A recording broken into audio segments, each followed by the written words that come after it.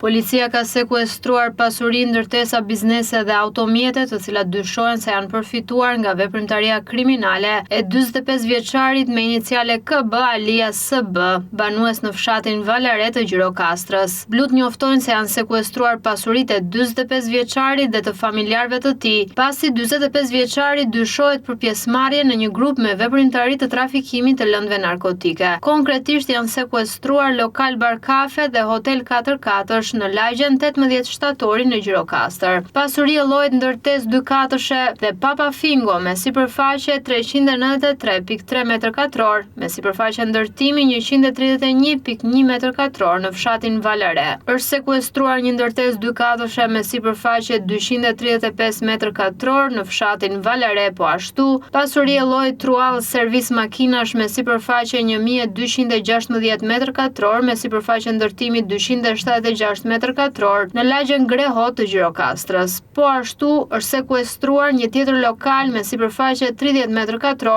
në lagjen Grehot. Gjithashtu është sekuestruar një automjet tip Audi Q7. Po ashtu bashkë me automjetin Audi Q7 janë sekuestruar dhe 8 automjete të tjera në pronësi të 45 vjeçarit dhe të familjarëve të tij, ndërsa blut bëjnë me dije se po punohet për gjetjen e tyre.